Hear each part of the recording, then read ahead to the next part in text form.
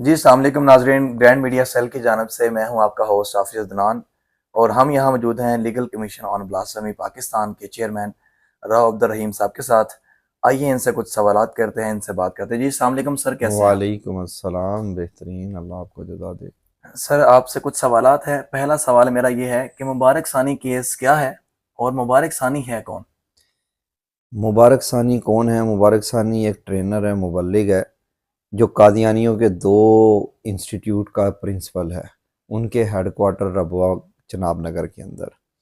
قادیانی یہ جو مبارک قادیانی ہے، اس کا کیس کیا ہے؟ ایک تفسیر ہے، تفسیر صغیر، اس کی یہ تعلیم دیتا ہے، تقسیم کر رہا تھا، تشہیر کر رہا تھا، تبلیغ کر رہا تھا اس کی۔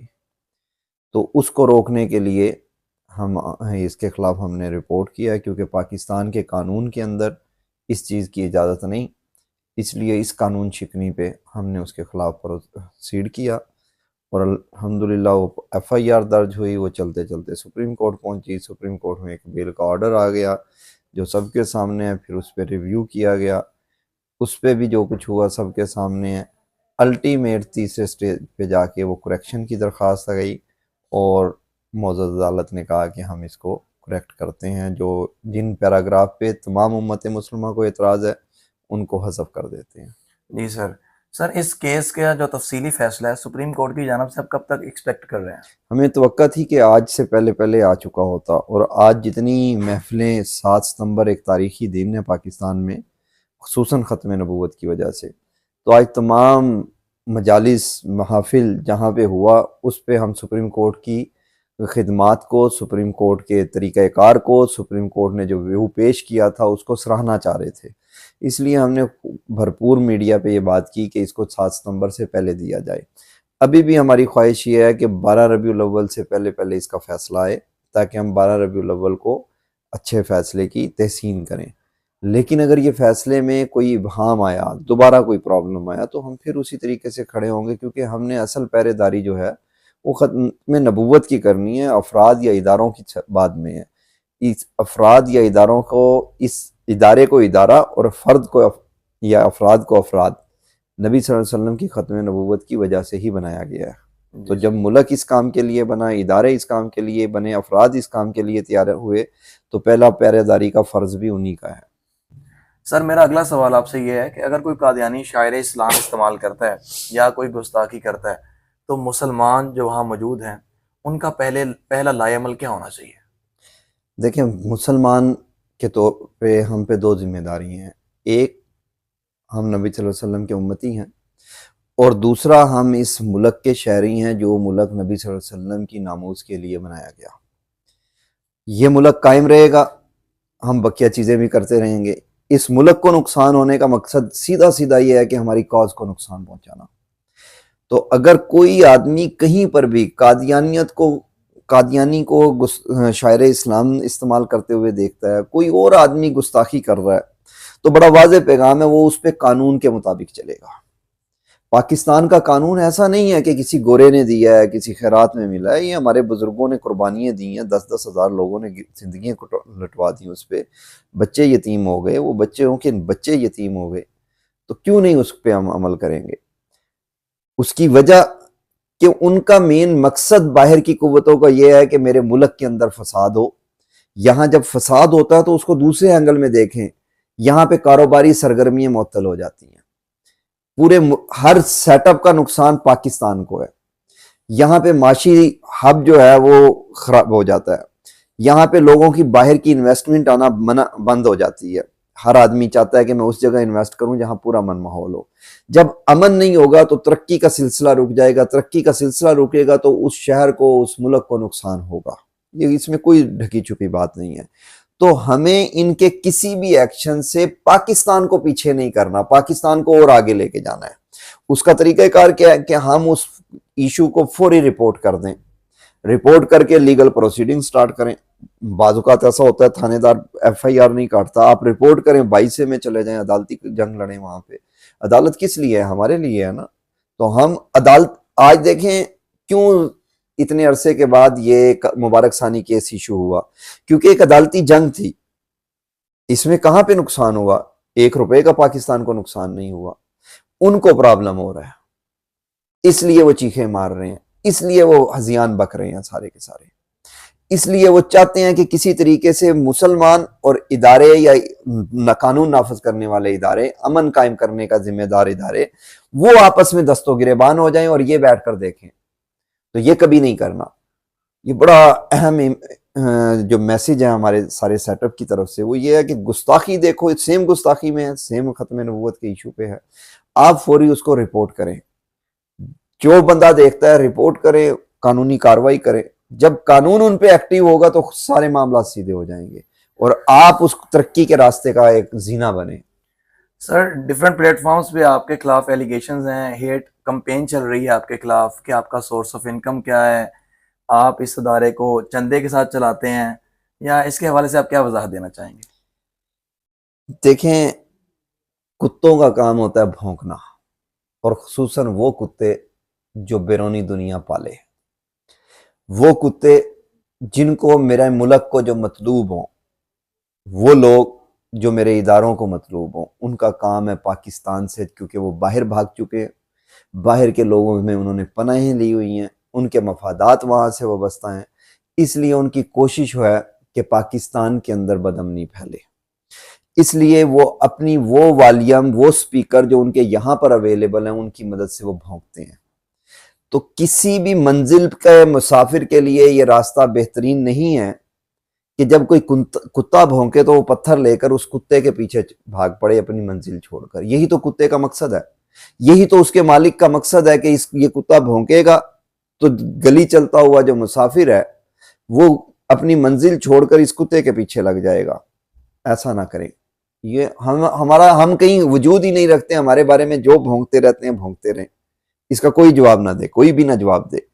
ہم یہ کہتے ہیں کہ اگر یہ بھونک رہے ہیں تو جواب دیں گے ان کے مالکوں کو، جنہوں نے ان کو پال پوس کے اپنی گودوں میں رکھا ہوا ہے، جو یہ چاہ رہے ہیں کہ ان کے بھونکنے کی وجہ سے پاکستان میں جو پرامن کارروائیاں ہو رہی ہیں، جو پرامن طریقے سے سارے معاملات سمیٹے جا رہے ہیں، وہ تشدد کی طرف چلے جائیں، وہ خانہ جنگی کی طرف چلے جائیں، وہ توڑ پھوڑ کی طرف چلے جائیں۔ یہ نہیں جانے دینا کسی دوست نے بھی، بالکل ان کی طرف نہیں جانا۔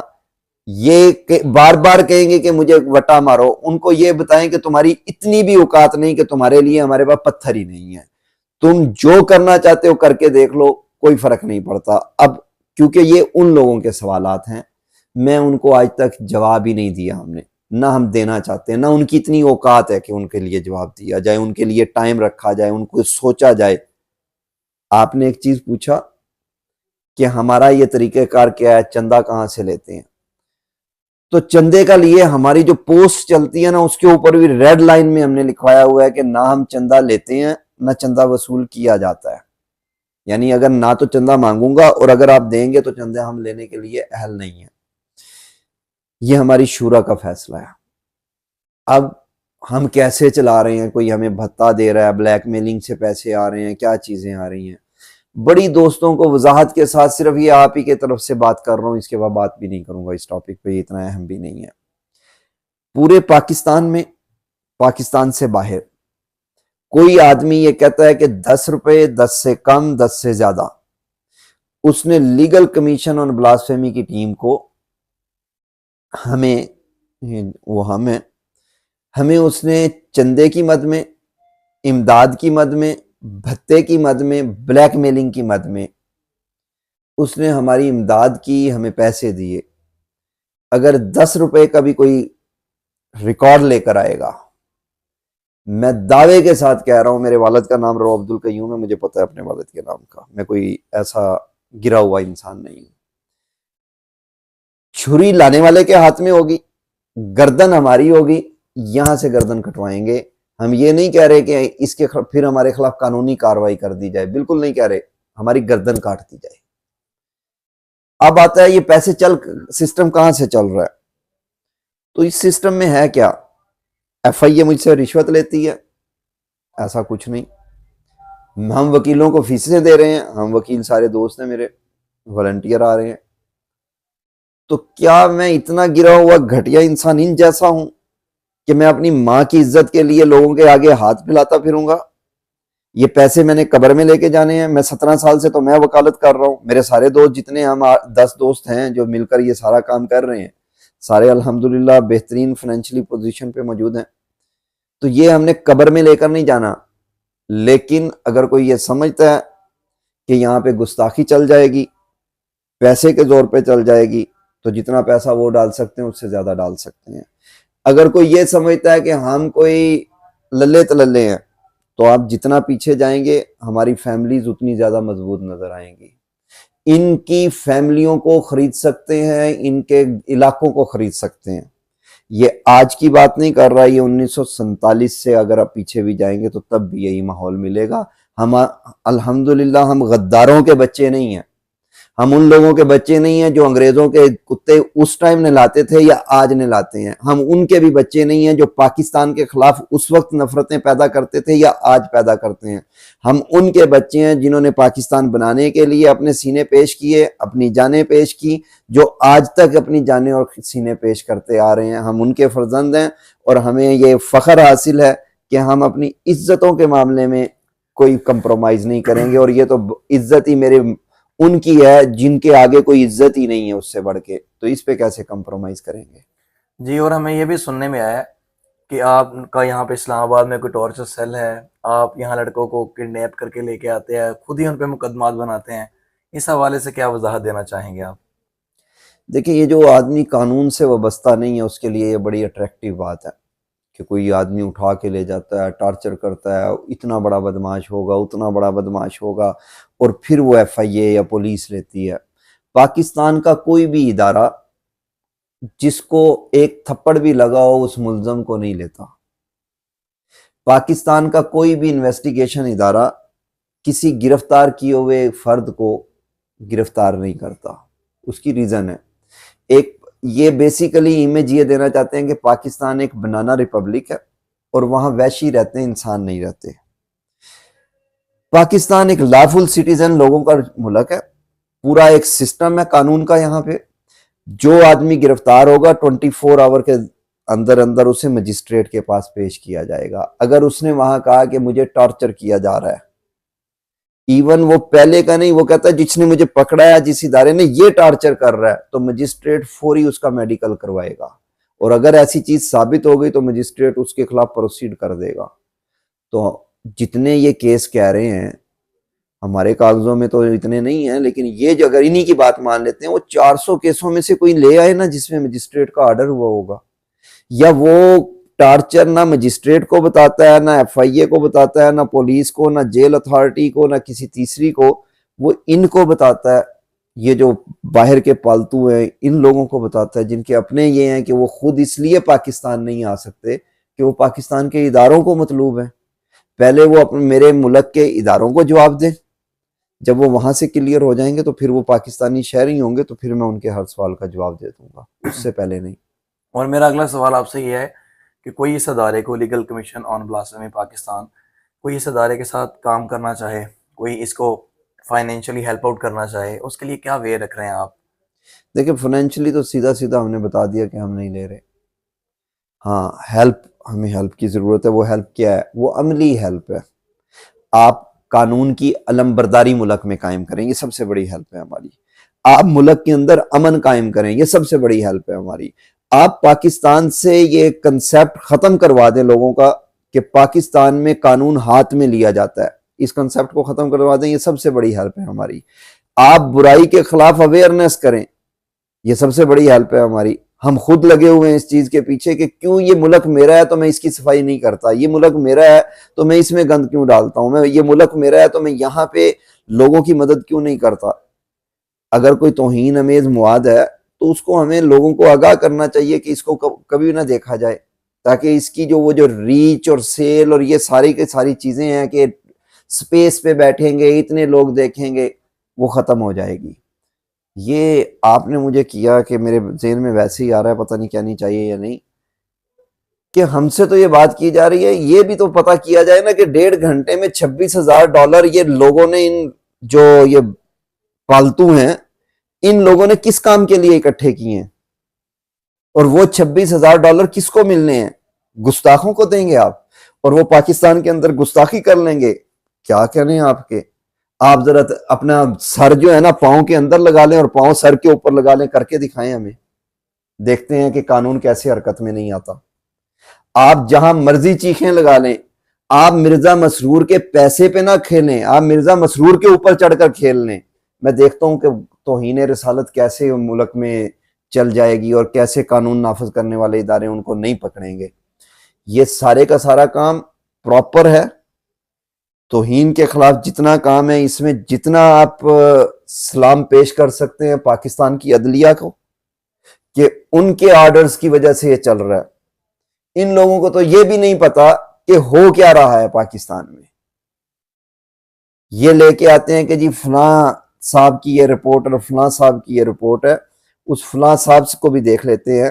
ہم نہیں چاہتے کہ کوئی پاکستان کا غدار بھی, کسی غدار گروہ کا فرد بھی اگر کسی افسر کے عہدے پہ بیٹھا ہوا ہے تو اسے بیٹھا رہنے دینا چاہیے, لیکن وہ اپنی اوقات کے اندر کام کرے, آئین اور قانون کے اندر رہ کر کام کرے, اپنے کسی جو گرو ہے نا اس کے کہنے پہ کام نہ کرے, کیونکہ گرو کام نہیں آتے جب بندہ پھنستا ہے, پھر آئین اور قانون ہی کام آتا ہے, ملک ہی کام آتا ہے.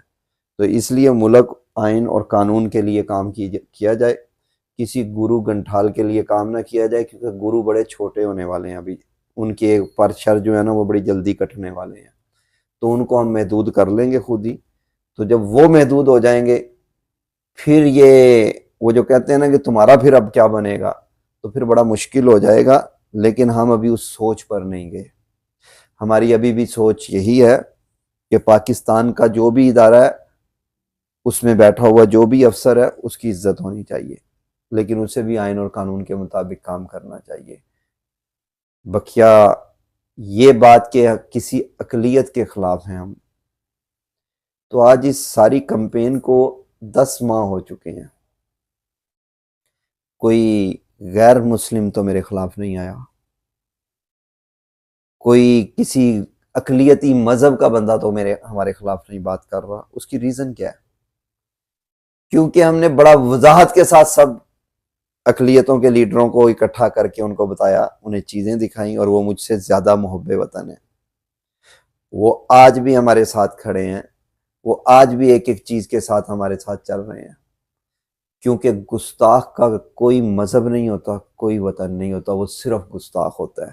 اس کو کسی بھی لبادے میں اوڑا جائے وہ گستاخ ہے, اس کو کسی بھی کیپسول میں بند کر لیا جائے وہ ہمارے لیے گستاخ ہے. کسی کے لیے ہوگا ہمارے لیے گستاخ ہے, قانون کے لیے گستاخ ہے, آئین کے لیے گستاخ ہے, ریاست کے لیے گستاخ ہے, اداروں کے لیے گستاخ ہے. ہاں وہ کہتے ہیں اتنی چیخیں کیوں آ رہی, اس لیے کیونکہ کام ہو رہا ہے. تو جب کام ہو رہا ہے جوس نکلے گا تو چیخیں تو آئیں گی.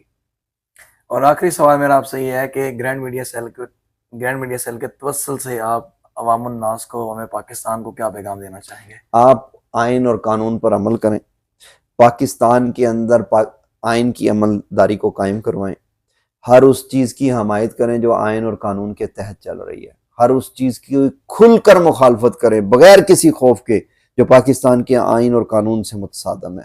جس کا مقصد پاکستان کے اندر بدامنی پیدا کرنا ہے, اس کے سامنے کھڑے ہو جائیں سینہ تان کے.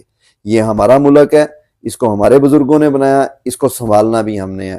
ہم چاہے خاکروب ہیں تب بھی کھڑے ہو جائیں, ہم افسر ہیں تب بھی کھڑے ہو جائیں, ایک شہری ہیں تب بھی کھڑے ہو جائیں.